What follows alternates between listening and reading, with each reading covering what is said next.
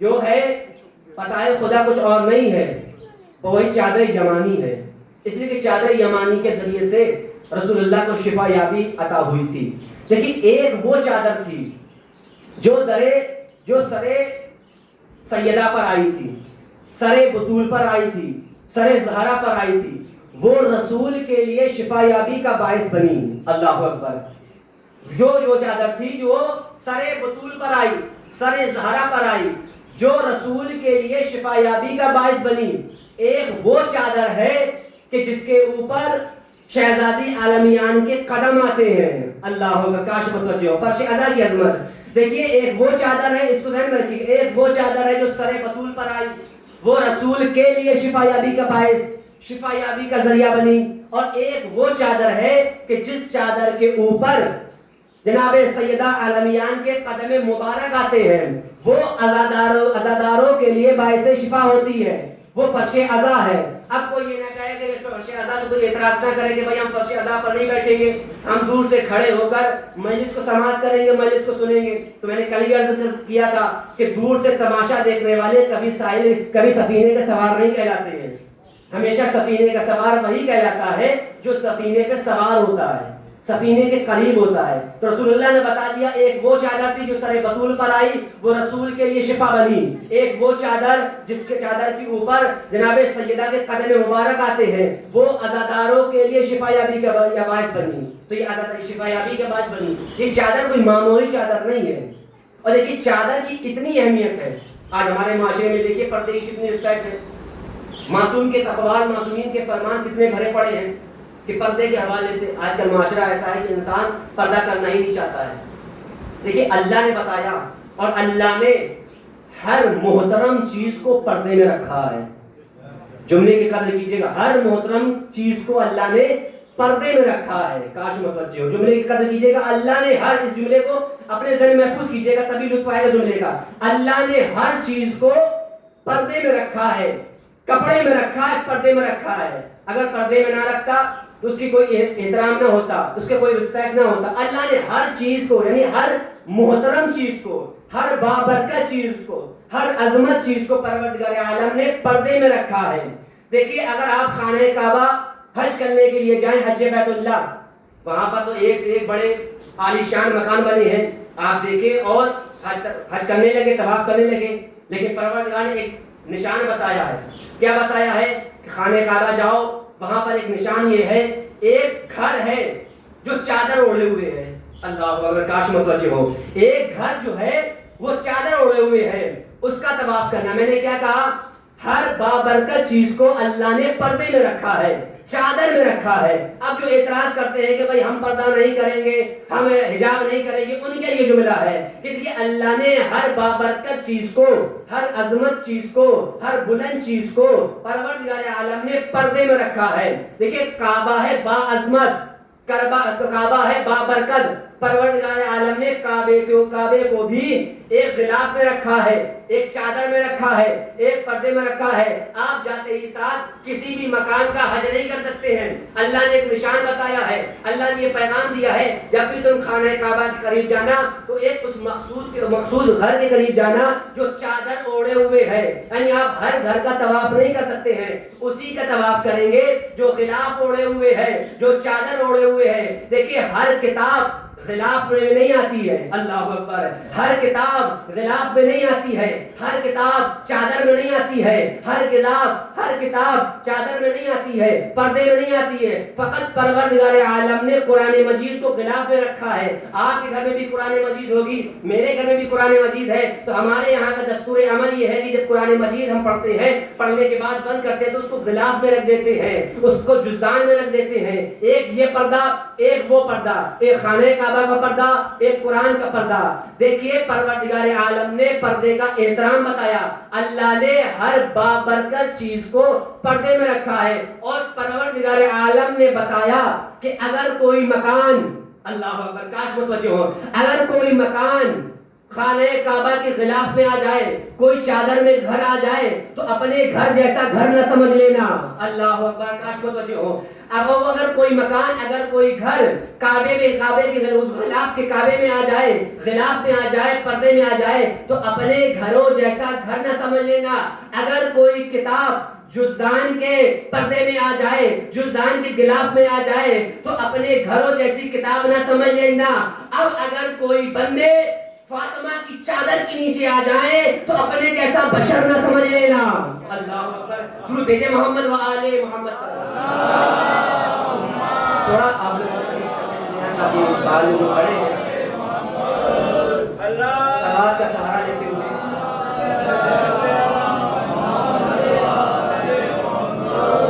ایک اور صلوات دیتے ہیں۔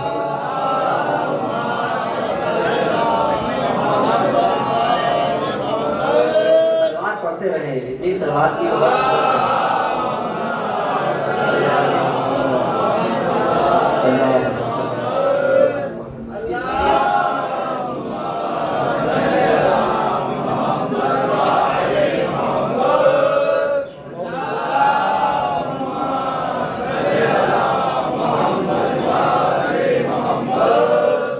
دیکھیے صلوات کی بہت عظمت ہے، بہت وقار ہے، بہت بلندی ہے۔ حدیث سنتے رہیے، چلیے۔ ہمارے پانچویں امام، امام محمد باقر علیہ السلام،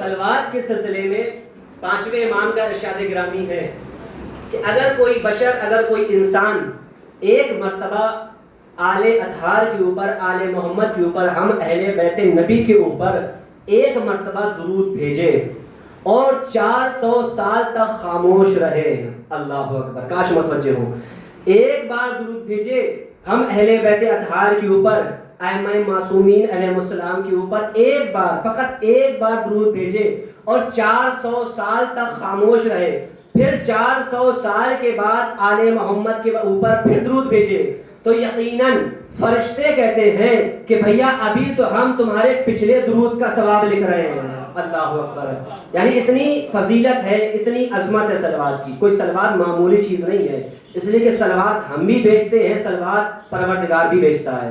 دیکھیے کوئی کام ایسا نہیں ہے جو پروردگار کرتا ہو، کوئی کام پروردگار نہیں کرتا ہے، فقط ایک کام ایسا ہے جو پروردگار کرتا ہے اور وہ کام ہم بھی کرتے ہیں۔ قرآن کی آیت ہے کہ ان اللہ و ملائکتہ یصلون علی النبی یا ایھا الذین آمنوا صلوا علیہ وسلموا تسلیما۔ درود پڑھیں محمد و آل محمد۔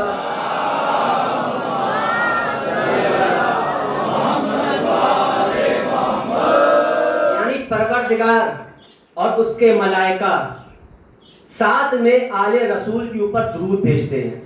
اللہ کوئی کام نہیں کرتا ہے، اس لیے کن فیکون کا مالک ہے، وہ ارادہ کرتا ہے، چیز نمودار ہو جاتی ہے، شے نمودار ہو جاتی ہے، لیکن فقط درود آل محمد یعنی آل رسول کے اوپر پروردگار بھی درود بھیجتا ہے، ملائکہ بھی درود بھیجتے ہیں، تو لہذا ہمارا بھی یہ فریضہ بنتا ہے۔ اور یہ ایک حدیث اور سننی چاہیے، امیر کائنات علی ابن ابی طالب علیہ السلام،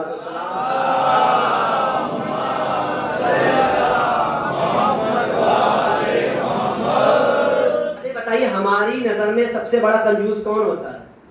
کنجوس وہی ہوتا ہے جو پیسہ خرچ نہ کرے، جس کے پاس کروڑوں کی پراپرٹی ہو، ڈالرز کے ڈالرز آ رہے ہوں امریکہ سے، اور 1 روپیہ بھی خرچ نہ کر رہا ہو، روزانہ کی اس کی آمدنی 50,000 روپے ہو مثال کے طور پر، اللہ کے حالانکہ ایسا ہوتا نہیں ہے، روزانہ کی آمدنی اچھی خاصی ہو لیکن اس کے جیب سے 1 روپیہ نہیں نکل رہا ہے، ہماری نظر میں وہ کنجوس ہوتا ہے۔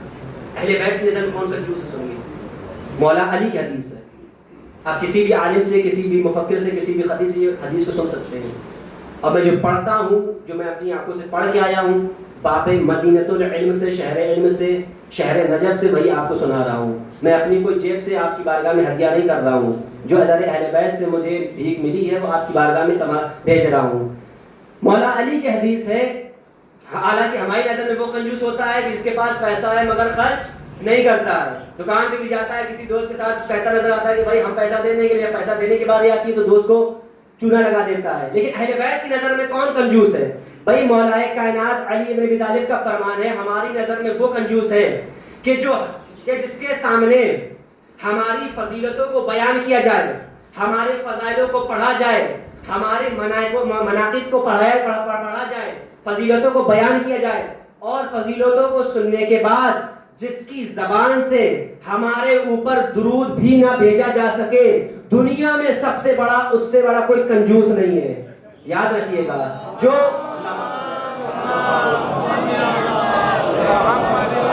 دنیا میں اس سے بڑا کوئی کنجوس نہیں ہے جس کی زبان سے آل رسول کے اوپر درود بھی نہ بھیجا جا سکے. اس لیے کہ رسول کی آل کی وجہ سے، آل رسول کی وجہ سے ہم ہیں.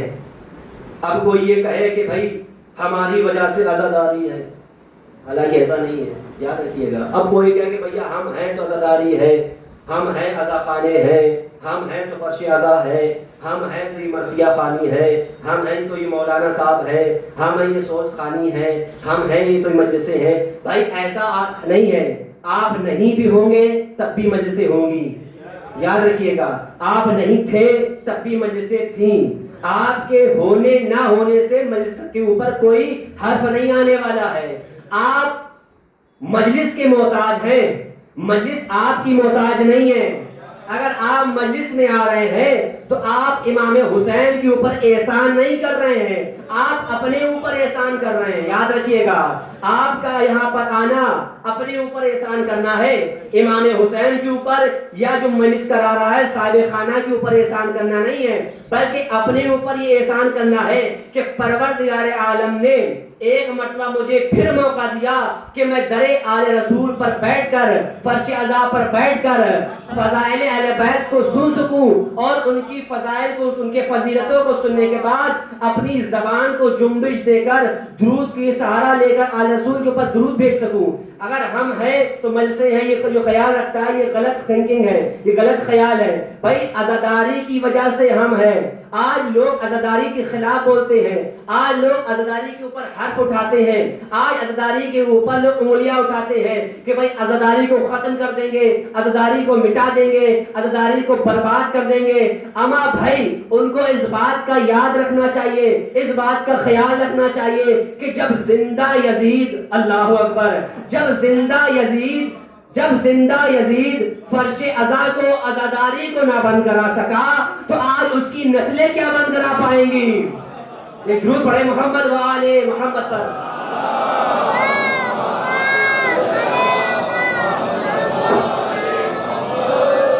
تو لہٰذا ہمارے ذہن میں، ہمارے فکر میں اس طرح کے خیال نہیں آنا چاہیے کہ بھائی ہم ہیں تو عزاداری ہے. عزاداری کی وجہ سے آج ہم زندہ ہیں، اس لیے کہ عزاداری نے ہمیں سب کچھ دیا ہے. یہ سب کچھ صدقہ ہے عزاداری کا ہے.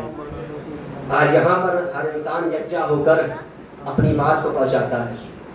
دیکھیے اگر کوئی اسٹیج سجایا جاتا ہے، کوئی محفل سجائی جاتی ہے، وہاں سے ہر چیز کو نہیں بیان کیا جا سکتا، لیکن فرش عزا ایک ایسی چیز ہے، ایک ایسی شے ہے کہ جہاں سے ہر چیز کو بیان کیا جا سکتا ہے، ہر چیز کو پھیلایا جا سکتا ہے. یہ اپنے اوپر ہے، اپنے ظرف کے اوپر ہے کہ آیا ہم تقریر میں جو سن رہے ہیں کہ قبول کریں کہ نہ کریں.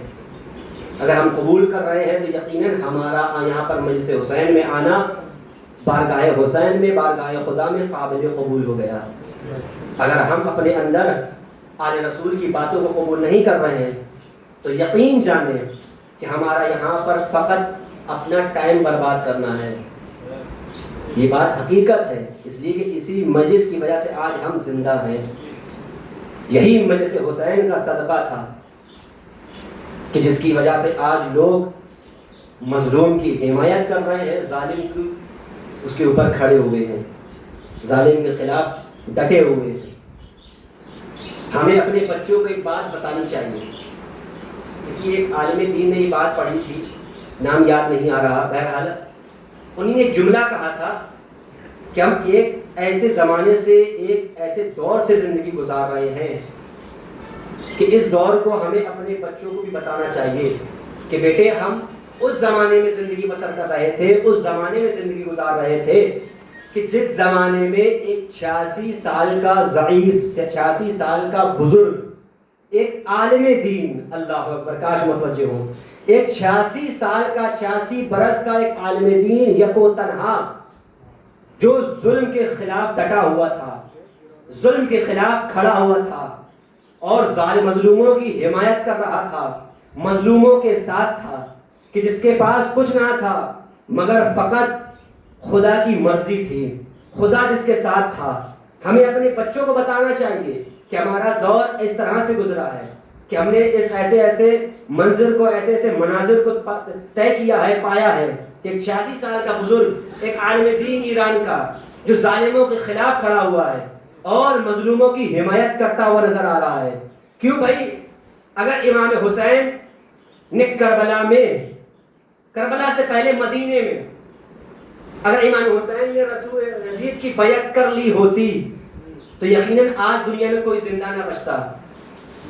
یہ امام حسین کا صدقہ ہے۔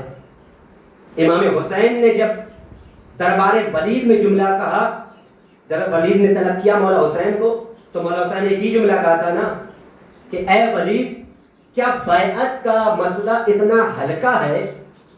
کیا وہ رات کی تاریکی میں طے کیا جائے؟ یعنی کتنی بڑی بات مولا نے کہہ دی کہ بیعت اتنی ہلکی چیز ہے، اتنی معمولی چیز ہے کہ رات کی تاریکی میں لیا جائے بیعت کا مطالبہ۔ دن ہونے دے، دربار سجانا، سب کو بلانا، اپنے درباریوں کو بلانا، ہم بھی آئیں گے۔ تو جیسے ہی ولید نے سنا تو ایک مرتبہ مروان نے ولید کو حکم دیا کہ امام کی گردن کو قلم کر دے، سر کو قلم کر دے۔ تو ایک مرتبہ امام حسین نے گرجتے ہوئے الفاظ میں، گرجتی ہوئی گونجتی ہوئی آواز میں کہا، دہاڑ کر کہا، جلال میں آ کر جملہ کہا، کیا تو مجھے قتل کرے گا؟ او نیل گو کی بیٹی کے بیٹے، تو کیا مجھے قتل کرے گا؟ زہرا کے لال کو قتل کرے گا؟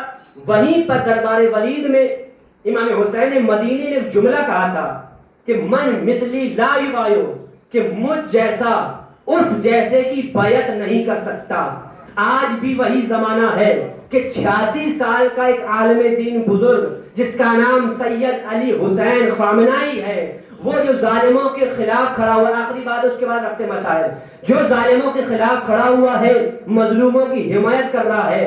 دیکھیے امام حسین نے بھی کہا تھا کہ من مثلی لا یبایو، مجھ جیسا تجھ جیسے کی بیعت نہیں کرے گا۔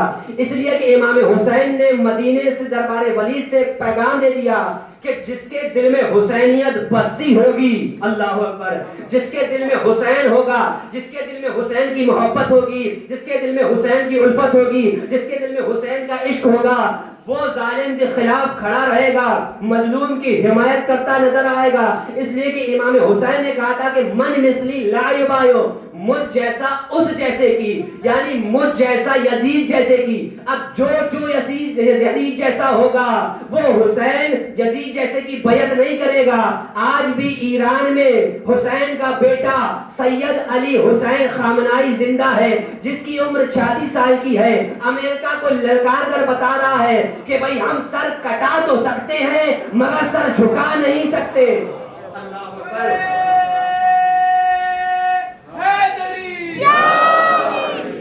جو ظالموں کو للکار کر کہہ رہا ہے کہ بھائی ہم سر کٹا تو سکتے ہیں مگر سر جھکا نہیں سکتے ہیں، ہم سر قلم تو کر سکتے ہیں مگر سر جھکا نہیں سکتے ہیں۔ یہ جذبہ، یہ ہمت، یہ کہاں سے آیا؟ یہ ہمیں صرف کربلا سے ملا ہے، امام حسین نے دیا ہے۔ اب جو یزید کا کام کرتا ہوا نظر آتا ہے، یزید نے کیا کیا؟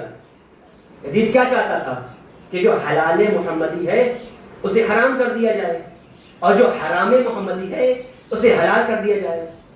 اس کا کام کیا تھا؟ اس کا کیا ارادہ تھا یزید ملعون کا؟ کہ جس کے لیے امام حسین علیہ السلام نے خروج کیا۔ اب لوگ کہتے ہیں، تاریخ لکھتے ہیں، گڑتے ہیں تاریخیں، جھوٹی تاریخ جو لکھتے ہیں، یہ کہتے ہیں کہ امام حسین جنگ کرنے کے لیے مدینے سے خروج کیا تھا امام حسین نے، بلکہ امام حسین کا باقاعدہ خطبہ تاریخ میں موجود ہے جو محمد حنفیہ کو امام حسین نے دیا تھا کہ میں مدینہ کیوں چھوڑ رہا ہوں، مدینہ کیوں ترک کر رہا ہوں۔ آخری بات اس کے بعد رکھتے مسائب ہے کہ کیا وجہ ہے کہ جس کی وجہ سے مجھے نانا کا شہر، نانا کا مدینہ چھوڑنا پڑ رہا ہے۔ یزید کیا چاہتا تھا؟ اس کے زنا عام ہو جائے، شراب عام ہو جائے اور مسجد میں شرابیں پی جائے۔ حالانکہ حال یہ تھا کہ جمعہ بدھ کو پڑھایا جانے لگا تھا۔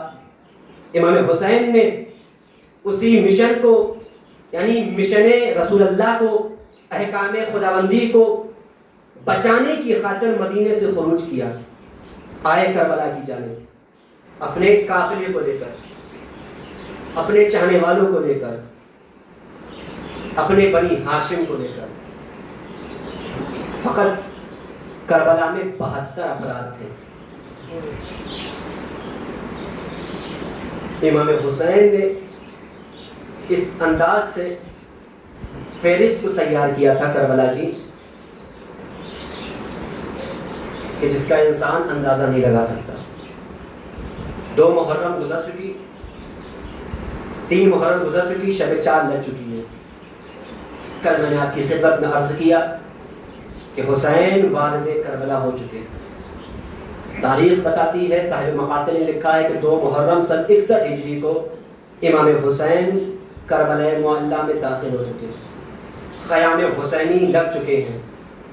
کل میں نے بیان کیا کہ سب سے پہلے انصار امام حسین کے خیاموں کو لگایا گیا، اس کے بعد بنی ہاشم کے خیموں کو لگایا گیا، اس کے بعد بنی ہاشم کے جوانوں کے خیموں کو لگایا گیا، اس کے بعد امام حسین مولا عباس کے خیمے نصب ہوئے، بیچ میں جناب زینب اولیاء مقام اور تمام عصمت و طہارت مقدرات عصمت کے خیموں کو نصب کیا گیا۔ ایک مرتبہ جناب زینب اولیاء مقام، تصور کیجئے گا، فقط تصور شرط ہے، مسائل کوئی سننے کی چیز نہیں ہے، فقط تصور کیجئے اور اپنے ذہن کو کربلا کی طرف لے جائیے کہ کیا منظر ہوا ہوگا، کیا عجیب کیفیت ہوگی کہ مرتبہ جناب زینب اولیاء مقام اپنے بھیا حسین کی خدمت میں آتی ہے۔ خیمے میں آنے کے بعد امام حسین مسند بیٹھے ہیں، بلند ہوئے، کہا بہن زینب آئیے، تشریف لائیے۔ کہ ایک مرتبہ جناب زینب اولیاء مقام کہتے ہیں، اے بھیا حسین، میں صبح سے یہ دیکھ رہی ہوں کہ ظالم کا لشکر آتا چلا جا رہا ہے، لشکر پہ لشکر آ رہا ہے، کیا آپ کوئی چاہنے والا نہیں ہے؟ کیا آپ کوئی ایسا چاہنے والا نہیں کہ جو آپ کی مدد کے لیے بھی آ سکے؟ کیا آپ کوئی دوست نہیں ہے جو آپ کی مدد کر سکے؟ کہ جیسے ہی جناب زینب نے دوست کا نام لیا تو ایک مرتبہ امام حسین کا دل کانپ گیا۔ تو ایک مرتبہ امام حسین نے زینب اولیاء مقام سے کہا، اے بہن زینب ذرا کاغذ و قلم لے کر آؤ۔ جناب زینب نے کاغذ لیا، قلم لیا، امام حسین کو دیا۔ تو ایک مرتبہ امام حسین نے اس کاغذ کے اوپر لکھنا شروع کیا، بسم اللہ الرحمن الرحیم، انا حسین ابن علی، انا والد کربلا، میں کربلا میں والد ہو چکا ہوں، میں تنہا نہیں آیا ہوں۔ امام حسین تحریر کرتے جا رہے ہیں، میں تنہا نہیں آیا ہوں، میں اپنے قربے میں، اپنے قبیلے میں، اپنے اہل حرم کے ساتھ کربلا میں آ چکا ہوں۔